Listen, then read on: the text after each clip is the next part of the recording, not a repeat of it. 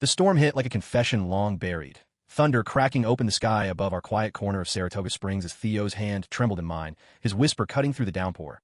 Dad, I can't pretend anymore. It's you, it's always been you. In that instant, the world I had so carefully rebuilt after losing Sarah shattered, leaving us exposed under the relentless rain, two souls tangled in a truth that could either save us or destroy everything we held dear. As lightning illuminated his tear-streaked face, I realized the boy I had raised was no longer a child, and the man I had become was utterly, irrevocably changed. Rain hammered the roof of our old Victorian home like accusations I could no longer ignore, each drop a reminder of the fragile peace we had clung to since Sarah's accident 3 years ago. I stood there on the porch, Elias Harper, 42 and weathered by loss, my flannel shirt soaked through, clinging to my skin like the weight of unspoken words. Theo, my stepson, 19 now, with those wild curls matted against his forehead and green eyes wide with a vulnerability that twisted my gut, had just poured out his heart in a rush of syllables that echoed the storm's fury. I love you, he had said, not as a son to a father, but as a man to another, his voice breaking on the edge of desperation. My hand, still gripping his, felt like a lifeline or a noose. I couldn't tell which. I pulled him inside, the screen door slamming behind us with a finality that mirrored the slam of my heartbeat. The living room, with its faded plaid couch and shelves of Sarah's old novels, felt too small, too intimate for the chasm opening between us. Theo shivered, not just from the cold, his slim frame, honed from late-night runs along the Hudson River Trail, radiating a heat that drew me closer despite every rational scream in my head. Theo, we can't. This isn't. But the words died on my lips as he stepped forward, his fingers tracing the line of my jaw, a touch so electric it burned away the years of careful distance I had maintained. That night blurred into a haze of fevered touches and whispered regrets, our bodies colliding in the guest room upstairs, the one we had never used since Sarah's passing. It was wrong. God, it was so wrong. But in the dim glow of the bedside lamp with the storm raging outside, it felt like the only truth we had left. Theo's skin was soft under my calloused hands, his breaths coming in gasps that matched my own ragged ones, as if we were both drowning and only each other could pull us to shore. When it was over, we lay entwined, his head on my chest, listening to the rain taper off into a hesitant drizzle. Don't leave me, he murmured, his voice small against the vastness of what we had done. I held him tighter, my mind a whirlwind of guilt and a fierce, protective love I could no longer deny. Sleep came fitfully, haunted by dreams of Sarah's smile, fading into accusation. But when dawn broke, filtering gray light through the curtains, Theo's eyes met mine with a new clarity, a quiet resolve that both terrified and thrilled me. The days that followed were a delicate dance on a knife's edge. Mornings started with coffee in the kitchen, the scent of dark roast mingling with the crisp autumn air seeping through the cracked window. Theo would slide into the chair across from me, his bare feet brushing mine under the table, a secret smile playing on his lips that made my pulse quicken. "Pass the sugar, Dad," he'd say, the word dad laced with a teasing intimacy that sent heat pooling in my veins. I was a contractor by trade, spending my days framing houses in the sprawling developments creeping into the countryside, but now every nail I drove felt like anchoring myself to this new reality. Theo, fresh out of high school and working part-time at the local bookstore, would text me during lunch breaks. Simple things like thinking of last night, followed by a winking emoji that made me chuckle despite the knot of fear in my stomach. Yet beneath the stolen glances and late-night talks by the fireplace, where we'd curl up with mugs of cider and share stories of Sarah's laughter filling these walls, lurked the shadows of consequence. Theo had always been my anchor after the crash that took her. 18 months of grief-stricken silence, broken only by his quiet presence. The way he'd hand me a beer without a word or sit with me on the porch swing until the stars came out. He was Sarah's son from her first marriage, a whirlwind of energy and quiet rebellion, with her artist hands and a spirit that refused to be tamed. I had stepped in as the steady hand, the father figure who taught him to fix a carburetor and stand tall against the small-town whispers about his artsy ways. But now, as we navigated this forbidden territory, I saw the boy he had been morphing into the man he was becoming, confident in his desires, yet fragile in his fears. One evening, as the leaves turned fiery red outside, Theo came home from his shift with a sketch pad tucked under his arm, his cheeks flushed from a chill. "I drew this for you," he said, flipping it open to a page that stole my breath. A charcoal rendering of us on that porch, rain blurring the lines but capturing the raw emotion in our eyes. My throat tightened. It was beautiful, achingly so, a testament to the artist Sarah had nurtured in him. "How? It's incredible." I pulled him into my arms, our kiss deepening until the sketch pad fell forgotten to the floor. That night, we made love in my bed for the first time, the room filled with Sarah's lingering scent from the lavender sachets in the drawers, a poignant reminder that twisted the knife of guilt deeper. As Theo arched beneath me, his moans a symphony of release, I whispered apologies to the ghost between us, even as I surrendered to the living fire in my arms. But secrets in Saratoga Springs had a way of unraveling like old yarn. It started small, a lingering look from Mrs. Hargrove at the farmer's market when Theo's hand grazed my back a beat too long, or the way my buddy Rick at the site raised an eyebrow during our Friday beers when I dodged questions about my single life. Theo sensed the shift too. His laughter grew forced, his touches more hesitant, as if he were bracing for the storm we both knew was coming. "What if they find out?" he asked one night, curled against me in the dark, his voice a threadbare whisper. I stroked his hair, the curls soft as silk, and lied through my teeth. "They won't. And if they do, we'll face it together." But deep down, I knew the truth. In this town of white picket fences and Sunday potlucks, love like ours was a spark in dry tinder, waiting for the wind to fan it into inferno. As winter crept in, blanketing the Hudson Valley in snow, our bond deepened into something unbreakable yet brittle. Theo enrolled in community college for graphic design, his days filled with sketches and late classes, but evenings were ours, dinners of pasta and red wine at the scarred oak table, where we talk about everything and nothing, his foot hooked around my ankle under the cloth. One snowy afternoon, he surprised me by clearing the driveway with the old snowblower, his breath puffing clouds in the air, and when he finished, red-cheeked and grinning, I tackled him into a snowbank, our laughter echoing as we kissed amid the flakes. It was moments like these that made the risk feel worth it, the pure, unfiltered joy of loving him openly in stolen pockets of time. Yet the cracks widened. Theo's best friend, Mia, a fiery redhead from his high school art club, started dropping hints during her visits, her sharp eyes narrowing at the way Theo lit up when I entered the room. "You two are weirdly in sync," she teased, but there was an undercurrent of suspicion that made my skin crawl. And then there was the letter from Theo's biological father, Marcus, who had vanished years ago, but now, sensing weakness, wrote from some dive bar in Chicago, demanding his share of Sarah's modest estate. The words on the page were venomous, calling Theo ungrateful and me an intruder, igniting a rage in both of us that culminated in a bonfire that night, the letter curling to ash as we held each other against the cold. Through it all, Theo changed, not the dramatic shift of movies, but a subtle blooming, like the first crocuses pushing through frost. He walked taller, his sketches bolder, infused with colors he once shied from. And me? I found myself alive again, the numbness of grief giving way to a fierce protectiveness, a love that transcended labels and bloodlines. But as Valentine's Day approached, with its tacky heart balloons in every store window, I couldn't shake the dread that our night in the storm had unleashed forces we couldn't control. Little did I know, the real tempest was just beginning to brew. The first real fracture came on a frigid February morning, the kind where the wind howls off the Adirondacks like a warning you ignore at your peril. I woke to find Theo's side of the bed empty, the sheets cold, and a note on the kitchen counter in his looping scrawl, "Gone for a run. Love you." My heart clenched, not from abandonment, but from a gnawing fear that each day chipped away at the fragile world we had built. I sipped my coffee black, staring out at the snow-dusted pines, replaying the storm night in my mind. His confession, the rain-slicked urgency of our joining, the way his body fit against mine like a missing piece I never knew I lacked. It had been a month, and every touch since it felt like chasing that high, but reality was a cruel editor, trimming the edges with doubt. Theo burst through the door an hour later, cheeks rosy, snowflakes melting in his curls, and for a moment, everything was right. He shook off his jacket, revealing the tight thermal that hugged his lean torso, and pulled me into a kiss that tasted of winter mint and promise. "Missed you," he murmured against my lips, his hands sliding under my shirt, igniting that familiar fire. We tumbled onto the couch, the forgotten remote clattering to the floor, our lovemaking quick and desperate, a reaffirmation against the creeping chill.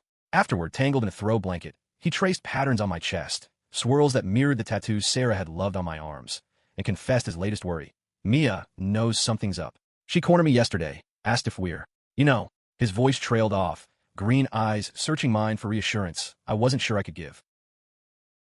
I pulled him closer, my chin resting on his head, inhaling the clean scent of pine soap. "What did you tell her?" Theo shrugged, a small gesture that belied the storm inside him.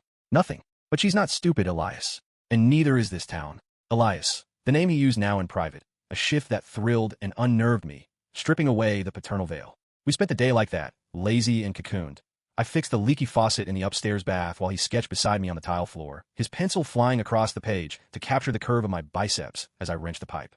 Laughter bubbled up when he added exaggerated muscles, turning me into some comic book hero, and for hours, the world outside ceased to exist. But Mia's shadow lingered. That evening, she texted Theo an invitation to a local art show at the community center, a queer-friendly event downtown, with local artists and a drag performer headlining. "Come with me," he asked, hope flickering in his eyes. I hesitated, Public displays were a minefield, but seeing him light up at the idea twisted something deep in me. As friends, I agreed, the word tasting like ash. We drove in silence, the heater blasting against the February bite, my hand on his knee the only anchor. The center buzzed with rainbow flags and laughter, a pocket of acceptance amid Saratoga's conservative veneer, folks from Albany and beyond mingling with locals brave enough to show their colors. Theo thrived there, his sketches earning nods from a gallery owner who promised a future exhibit, while I nursed a beer in the corner, watching him bloom. But Mia, with her perceptive gaze and cropped red hair, sidled up to me during a lull. He's happy, really happy. Haven't seen him like this since. She trailed off, eyes softening at Sarah's memory. Just, don't hurt him, Elias. Whatever this is. Her words hung heavy, and when Theo pulled me onto the makeshift dance floor for a slow song, our bodies swaying inches apart, careful not to touch, I felt the weight of eyes on us. A middle-aged couple whispered nearby, their glances sharp, and suddenly the air thickened with judgment. We left early, the drive home tense, Theo's fingers drumming the window. That wasn't so bad, he said, forcing brightness, but I could hear the crack. Back home, we argued for the first time, not shouting, but a low simmer of frustrations bubbling over. You froze up out there, he accused, pacing the kitchen. Like I'm some dirty secret. I reached for him, but he pulled away. Theo, it's not that simple. People talk. Jobs get lost. And you, your future. He whirled, tears glistening. My future? What about us? That night, you promised we'd face it together. The words stung, echoing my hollow vow. And in the heat, I grabbed his wrists, pulling him close until anger melted into need. We crashed together against the counter, kisses bruising, hands frantic, reclaiming what words had fractured. It was raw, almost punishing, but in the release we found forgiveness, his body yielding under mine, whispers of I love you sealing the rift. The aftermath brought a fragile peace, laced with deeper conversations by the fire. Theo opened up about his hidden struggles. The crushes on boys in high school masked as bromance, the isolation after Sarah's death, when he questioned if he even deserved love. I shared my own buried truths. Fleeting college curiosities dismissed as phases, the loneliness after Sarah that Theo's presence had unknowingly eased. You saved me too, I admitted, his head in my lap as embers died. He smiled, that boyish grin that undid me, and sketched us anew, not as father and son, but as lovers in a sunlit field, free and unashamed. Spring teased with early thaws, mud season turning the backyard into a quagmire, but our rhythm steadied. Theo's college classes intensified, his portfolio bursting with vibrant pieces inspired by us, abstract swirls of blue and gold evoking tangled limbs. I surprised him with a weekend getaway to the Catskills, a cabin by a frozen lake where we could be unguarded. No neighbors, no whispers, just us, chopping wood and making love by the hearth, his laughter echoing as we skated on thin ice, my arms around his waist to steady him. This is what I want forever, he said, breath fogging the air. And I believed it, even as a letter from Marcus arrived like a poisoned dart, demanding a meeting. Theo's hands shook as he read it aloud. Marcus's scrawl threatening legal action over his boy's inheritance. Rage boiled in me, but Theo's quiet, he's not worth it, tempered the fire. We burned that letter too, ashes scattering on the wind, but the threat lingered, a specter reminding us of fractures beyond our control. Still, in that cabin, under star-pricked skies, we vowed resilience. Kisses sealing promises, bodies entwined as the only oath that mattered. Little did we know, Marcus's shadow was just the prelude to a reckoning that would test every fiber of our bond. Marcus arrived unannounced on a drizzly April afternoon, his beat-up Ford rattling into the driveway like a bad omen from Theo's past. I spotted him from the window, mid-50s, paunchy with a greasy ponytail and eyes like chipped flint, and my stomach knotted. Theo, elbow deep in dishwater, froze when I told him. Let me handle it, I said, but he shook his head, curls damp from the sink. No, we faced this together. His voice held a steel I admired. The boy from the storm night, now a man ready to claim his ground. We met him on the porch, the same one where it all began, rain pattering softly as if echoing old confessions. Marcus leered at Theo, ignoring me entirely. Look at you, all grown up. Your ma would be ashamed, shacking up with this fossil. The words landed like slaps, but Theo stepped forward, chin lifted. Sarah's gone because of you, running off when she needed you most. You don't get a waltz back now. Marcus's laugh was bitter, spittle flecking his beard. Needed me? She needed money, kid. And that inheritance? Half's mine by blood. I positioned myself between them, my bulk a barrier, voice low and even. There's no inheritance, Marcus. Sarah's was clear. Leave or I call the cops. He lunged then, not at me, but shoving Theo against the railing, a snarl twisting his face. Ungrateful little, time slowed. I grabbed his arm, twisting it back with the force of years hauling lumber, slamming him to the wet boards. Theo's gasp cut through the adrenaline, his eyes wide with shock and something fiercer. Pride? Marcus sputtered curses, scrambling up and retreating to his truck, tires spinning mud as he fled. We stood there panting, rain mingling with sweat, until Theo threw his arms around me, burying his face in my neck. "You protected me," he whispered, trembling. I held him, murmuring nonsense about safety, but inside, fear clawed. Violence begets violence, and now the town would buzz. Word spread like wildfire through Saratoga's gossip vines. By evening, my phone lit up. Rick calling with feigned concern. "Heard you roughed up some deadbeat. Everything okay?" I brushed it off, but the undercurrent was clear. Questions about Theo, about us. Mia showed up that night, uninvited, her freckled face pale as she hugged Theo tightly. "I saw the truck peel out. Was that?" He nodded, and she shot me a look, not accusatory but probing. Over tea, the truth spilled. Her own bisexuality, the support group she ran at the college, an offer to help if things got complicated. Theo squeezed my hand under the table, a silent thank you, and for the first time, I glimpsed a path forward, not hidden but shared. The incident galvanized us. Theo threw himself into his art with renewed fury, his pieces now laced with themes of fractured families and reclaimed strength, canvases of stormy skies breaking into rainbows that sold at the next local fair. I supported from the shadows, framing his booth with reclaimed wood, my pride swelling as strangers praised his talent. Our nights deepened, too. Post-confrontation, touches turned reverent, as if recommitting to the sacredness of us. One evening, after a gallery opening where he debuted a portrait of Sarah, her eyes alive with mischief, he pulled me into the empty storage room, the door clicking shut. "You make me brave," he breathed, dropping to his knees, his mouth hot and eager, drawing moans I stifled against my fist. It was worship, pure and profane, leaving me boneless against crates of unsold prints. But Marcus wasn't done. A week later, a certified letter arrived, a paternity suit claiming Theo's emancipation from Sarah's estate due to moral turpitude. The enclosed affidavit was vile. Anonymous whispers from neighbors painting me as a predator, Theo as damaged goods. Rage blinded me. I tore it up, but Theo's face crumpled. "They think I'm broken because of this? Because of us." We drove to Albany that night, to a lawyer recommended by Mia, a no-nonsense woman named Carla with a rainbow pin on her lapel. She reviewed the shreds, her expression grim but kind. "It's bluff, mostly, but it'll cost time and money. And publicity." Theo's hand in mine was clammy, mine steady for him. The lawsuit dragged into May, turning our haven into a battlefield of depositions and hushed calls. Theo withdrew, his sketches darkening, jagged lines of isolation, while I worked double shifts to cover fees, coming home bone-tired to find him waiting, eyes shadowed. "I hate this," he confessed one night, curled on the couch as thunder rumbled distant threats. "Hate that loving you feels like a crime." I gathered him close, our bodies aligning in familiar comfort, kisses trailing from temple to throat. "It's not love if it doesn't hurt a little," I murmured, though the words felt hollow. We made love slowly, deliberately, his legs wrapped around me, gasps syncing with the rain's rhythm, rebuilding trust stroke by stroke. Summer bloomed amid the legal thorns, lilacs scenting the air as we stole moments of normalcy. Picnics by the lake, where Theo's head on my thigh felt like home. Midnight swims in the backyard pool, his laughter splashing as I chased him through the water, pinning him against the edge for breathless kisses. Mia became our ally, hosting game nights with her girlfriend Lena, a soft-spoken teacher who shared stories of her own coming-out scars. In their living room, surrounded by board games and queer lit, Theo relaxed, his hand in mine openly for the first time outside our walls. "This could be us," he whispered later, driving home, stars winking approval. Yet the pressure mounted. Rick confronted me at the site, tools clanging as he cornered me by the porta-potty. "People are talking, man. About you and the kid. It's unnatural." His face flushed, discomfort warring with loyalty. I met his gaze, voice steady. "It's love, Rick. Real as yours with January." He backed off, mumbling apologies, but the seed was planted, whispers turning to stares at the grocery store. A slashed tire I blamed on vandals.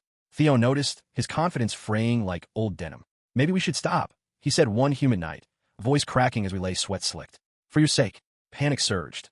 I rolled atop him, claiming his mouth until protests melted. "Never," I growled, thrust punctuating the vow. "You're mine."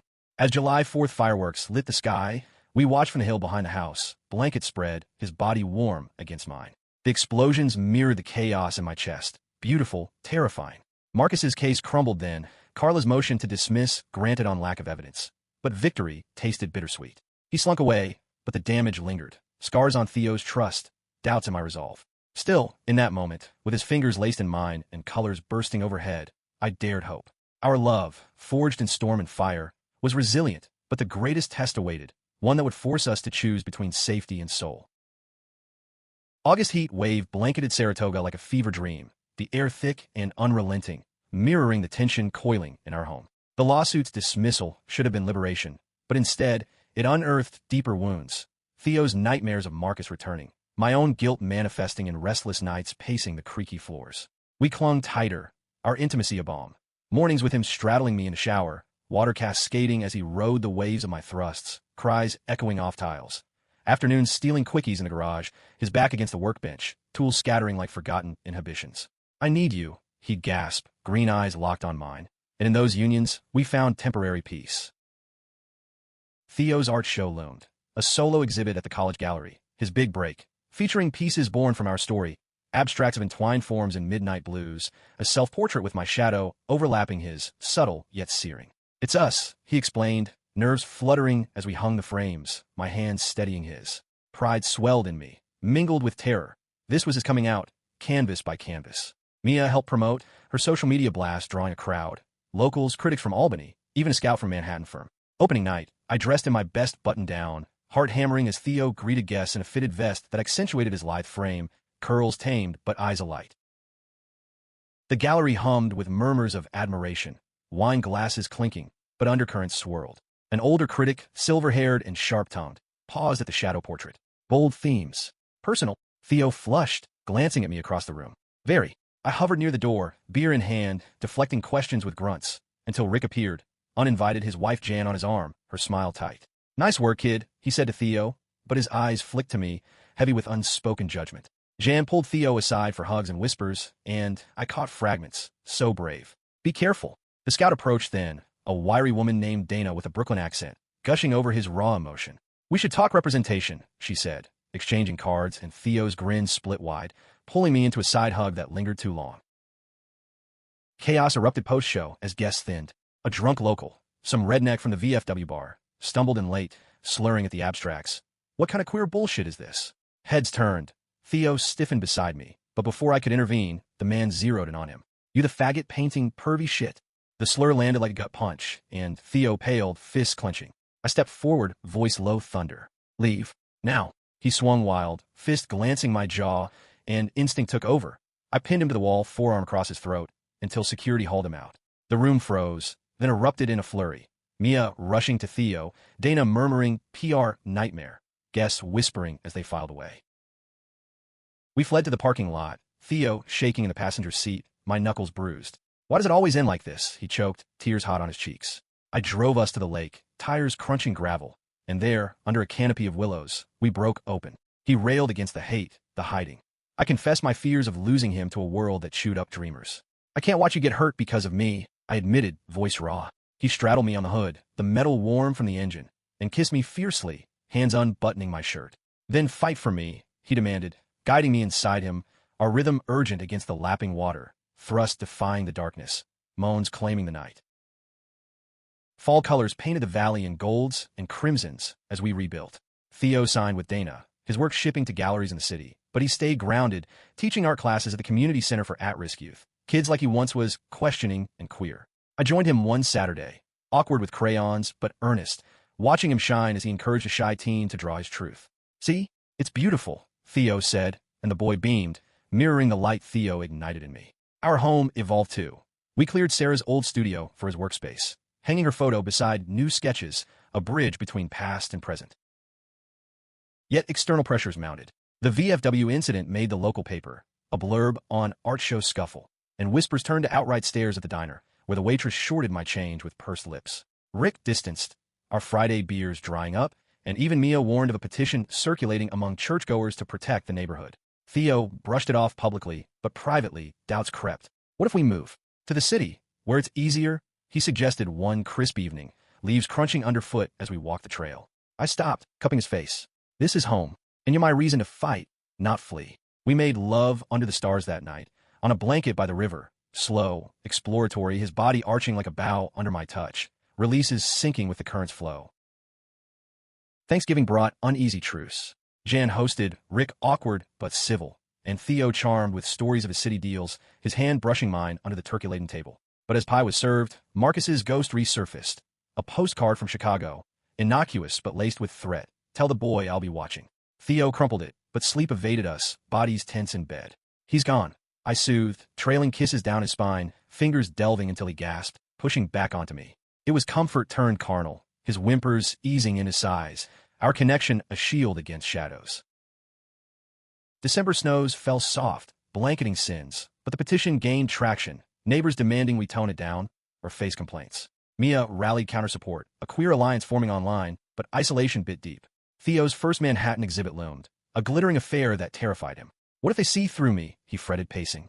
I pulled him down, mouths fusing, hands mapping familiar terrain until tension uncoiled in shared ecstasy. They'll see genius. I panted, holding him through aftershocks. As New Year's Eve approached, with its promises and perils, I sensed the precipice. One more push, and we'd either soar or shatter. Our love, a flame in the frost, burned brighter for the cold, but survival demanded sacrifice, and I wondered who would pay the price.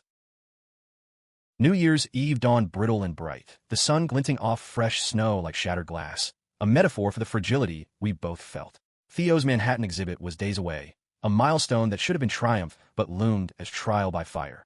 We spent the morning in bed, bodies languid from night's passions, his live form draped over mine, fingers tracing the scars on my knuckles from the gallery fight. To new beginnings, he toasted with orange juice, clinking his glass to mine, but his smile didn't reach his eyes. I pulled him close, nuzzling his neck, inhaling the musk that was uniquely him. With you, every day is new. The party that night was Mia and Lena's idea, a small gathering at their cozy bungalow on the edge of town, a safe haven of fairy lights and queer anthems playing low. 10 of us crammed in, allies from the college, a couple of out artists, Rick and Jan surprisingly present with tentative smiles. Theo held court in the living room, regaling with exhibit tales, his vest unbuttoned just enough to tease, drawing laughs and longing glances. I nursed the scotch by the fire, pride swelling as he shone, but jealousy flickered when a young sculptor, tall, inked, with a flirtatious grin, leaned too close, hand on Theo's arm. Just talking shop, Theo mouthed later, slipping into my lap on the couch, his whisper hot.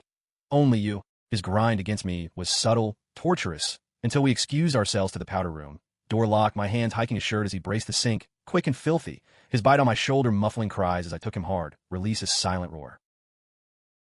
Midnight struck amid cheers, confetti raining as we kissed openly. Damn the company, damn the risks, tongues tangling with champagne tang. Rick averted eyes, but Jan clapped, and Mia hooped, the moment a bubble of acceptance. Driving home under fireworks glow, Theo's head on my shoulder, he murmured dreams, a shared studio in the city, travels to coasts where love wasn't whispered. We could, I said, but doubt shadowed. My roots here, the house Sarah loved, the life we'd patched together. Sleep came fitful, dreams of chases through snow, Theo slipping from grasp. The exhibit weekend was a whirlwind. We took the train down, Theo buzzing with nerves, Mia's anchor in the cramped sleeper car, hands linked under the thin blanket, midnight confessions leading to muffled joins, the train's rock lulling us through afterglow. Manhattan assaulted with energy, skyscrapers piercing gray skies, crowds indifferent to our laced fingers. Dana met us at the gallery in Chelsea, a sleek space humming with elites, curators in tailored suits, collectors with discerning nods. Theo's wall glowed. 12 pieces, our story woven in oils and charcoals. The storm night abstracted in turbulent grays, our porch embrace in warm umbers, a final canvas of two figures silhouetted against dawn, hands extended. Opening night, Theo in a slim black suit that hugged his frame, mingled like a pro, but I saw the strain, smiles forced when questions probed inspirations. I hovered, scotch in hand, deflecting a nosy socialite with gruff charm. Then Marcus appeared, like a specter materialized from nightmares, lurking by the abstracts, his ponytail slicked, eyes venomous. Fancy setup for a fag scribbles, he sneered, loud enough for heads to turn. Theo paled across the room. I surged forward, grabbing his collar. You followed us? Get out. Security intervened, but not before he spat. I'll ruin you both. Tell the world what a sick pair you are. Dragged away, his curses echoed, shattering the night's veneer. Theo retreated to the back, hyperventilating. I held him in the storage closet, strokes soothing until breaths evened. He's poison, I growled, but fear gnawed, his reach the damage. Dana smoothed the PR, spinning it as disgruntled X, but ripples spread. Online forums buzzing with speculation, a tabloid hinting at scandalous family ties. We fled to a cheap midtown hotel, the exhibit's success soured. There, in the dim room with traffic humming below, Theo broke. I can't do this. Expose us, invite hate. Tears soaked my shirt as he clung. I rocked him, then laid him back, worshipping with mouth and hands, tongue tracing his length, fingers curling inside until he shattered, sobs turning to shudders of release. You're worth every fight, I vowed, entering him slow, our eyes locked in the mirror's reflection, lovers, survivors.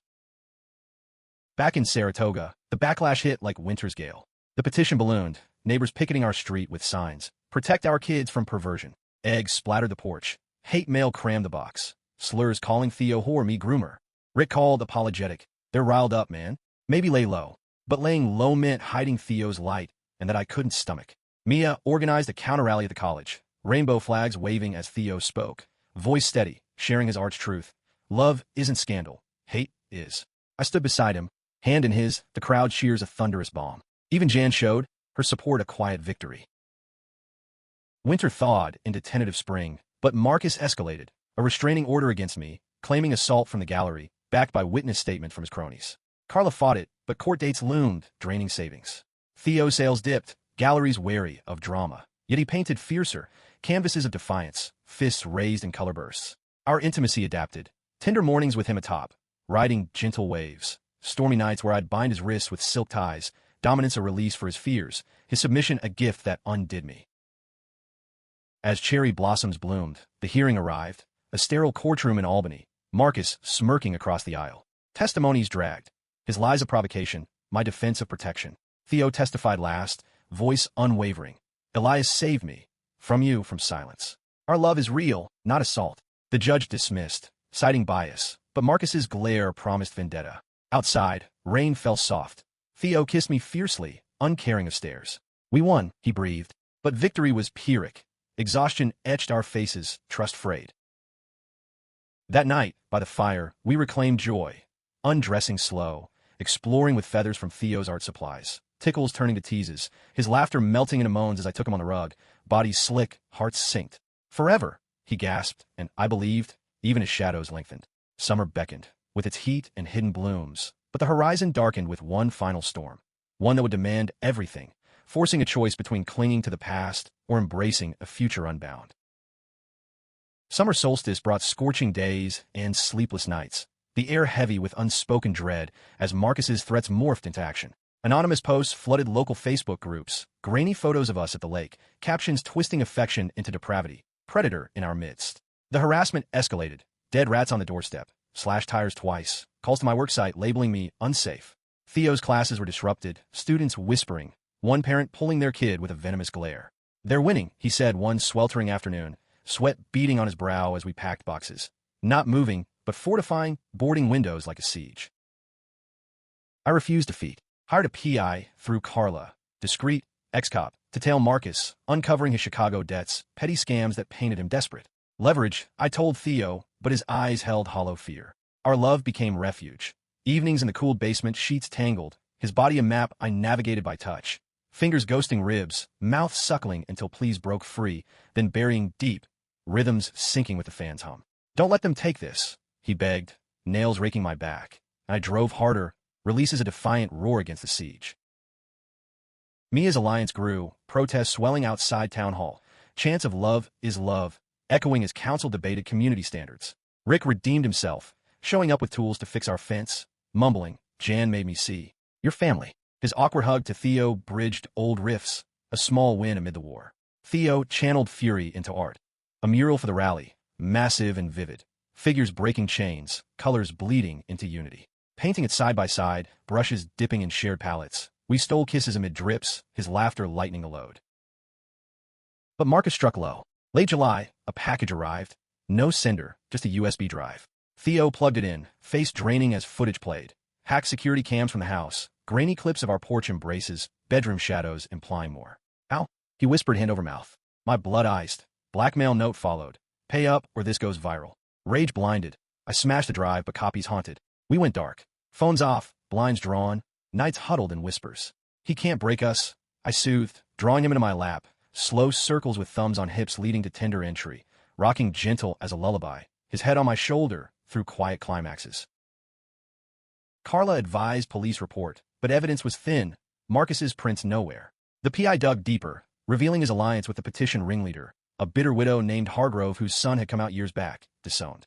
"Personal vendetta," Carla said. We confronted her at her picket line, Theo's voice steady. "Hate didn't save your boy. It lost him. Don't lose yours." She faltered, tears streaking, and by dusk, the signs came down, her confession fracturing the mob.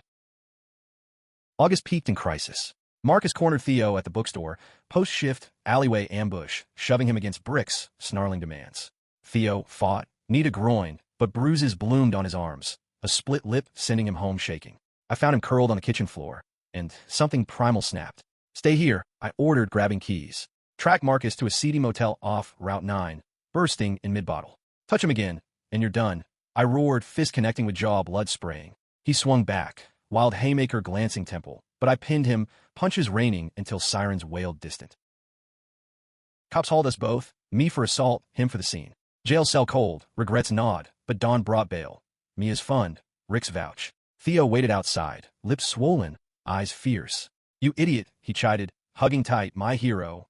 Charges dropped, self-defense. Marcus's priors sealing his arrest for extortion. But media frenzy ignited. Headlines screaming Stepson beating rocks quiet town, twisting facts into scandal. Reporters camped our drive, flashes blinding. We barricaded, emerging only for court where Marcus pled out, slinking to probation. The ordeal scarred, but healed us deeper. Theo's bruises faded, replaced by tattoos.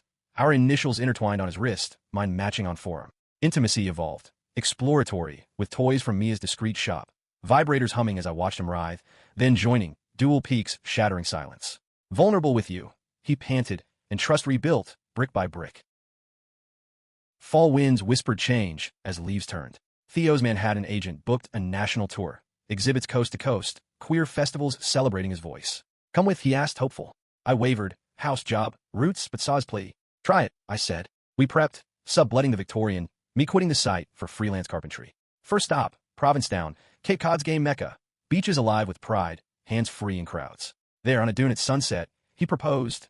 Not rings, but vows. Build a life, anywhere as long as it's us. Tears stung.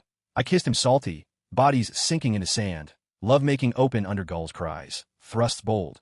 Uninhibited, the ocean applauding our union. Back east, Saratoga softened. Petitions ashes, neighbors nodding wary hellos. Rick hosted a barbecue, toasts to new chapters, Jan gifting Theo paints. Sarah's presence lingered gentle, her photo smiling approval. As winter loomed, with its storms and renewals, we packed for the road.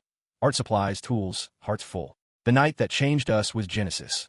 Now, horizons beckoned, love our compass. But one last echo from the past tested resolve, a final gale before calm seas. Winter's grip loosened into a tentative spring, but Marcus's parting shot arrived like frostbite. A leaked video snippet to a sleazy blogger, blurry footage from the USB hitting fringe sites.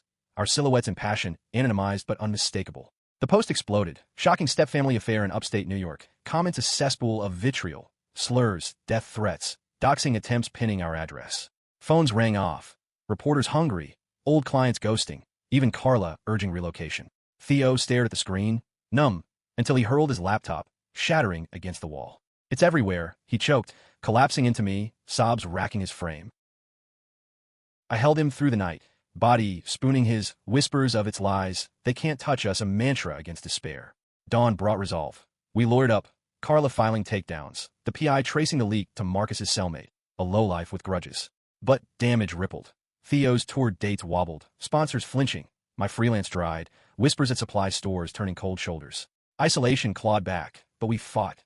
Blocking numbers, curating feeds, emerging from Mia's support circle where stories of survival stitched our wounds. Intimacy anchored. One stormy evening, power out. We lit candles, shadows dancing as he knelt before me. Mouth reverent, eyes locked upward in devotion. I pulled him up, bending him over the table, entry slow and deep. Each thrust a reclamation, his cries harmonizing with thunder, climaxes sinking like fate. "Unbreakable," he gasped. In an afterglow, we planned escape. Sell the house, fund the tour, vanish into art's embrace. Packing unearthed ghosts. Sarah's letters in attic boxes, words of love for Theo, quiet pleas for me to keep him safe. Tears fell as we read aloud, her spirit blessing our path. Realtor listed the Victorian, bids trickling, but freedom tempted. First leg, San Francisco, Theo's exhibit at a Castro gallery, me building sets for queer theater. The flight west was liberation, hands clasped, city lights sprawling below like possibilities. California sun baked doubts away. Theo's show packed, diverse crowds cheering his vulnerability, sales funding dreams. Nights in our Haight-Ashbury flat, rooftop stargazing turning to slow dances, clothes shedding under moon, bodies joining on cushions, his legs over shoulders, gazes intimate, releases blooming like coastal fog lifting. Home is you, he murmured, and I nodded, heartful. Months blurred. Portland murals, Seattle spoken word nights where Theo read poems of us. Verses raw, applause thundering. I crafted frames from driftwood, our partnership seamless. Challenges arose, jealous collaborators, tour fatigue, but we navigated. Arguments dissolving in hotel baths, bubbles foaming as fingers probed, reconciliations wet and wild. Back east for the house closing, Saratoga felt small, neighbors apologetic, Rick toasting farewell at a quiet pub. You deserve this, he said, clapping shoulders. We drove out at dawn, Theo's hand on my thigh, rear view shrinking past. Cross country, motels became lairs, desert nights in Nevada, him riding me reverse under neon glow, moans echoing, Rockies chill, first cocooning as I took him from behind, stars witnessing. Settled in a Brooklyn loft, exposed brick, skylights flooding Theo's studio, we bloomed. He landed a residency, pieces in Momo whispers. I joined a co-op, building installation for Pride events. Life wove, brunches with Mia via video, her wedding invited joy, lazy Sundays, coffee leading to counter-sex, his laughter bubbling as I tickled mid-thrust. Anniversary of the storm night, rooftop dinner, city humming below. Theo gifted a canvas. Us, aged gracefully, hands linked eternal. Forever change, but better, he said. I knelt thin, rings simple, silver band engraved storm to stars. Marry me, not legal yet, but ours. Tears gleamed. Yes, he breathed, pulling me up for a kiss that deepened. Clothes discarded, love-making tender under rain-laced breeze. Bodies familiar yet new, peaks of vow sealed. Years folded, legal marriage in a courthouse. Witnesses Mia and a beaming Rick. Theo's fame grew, books of sketches.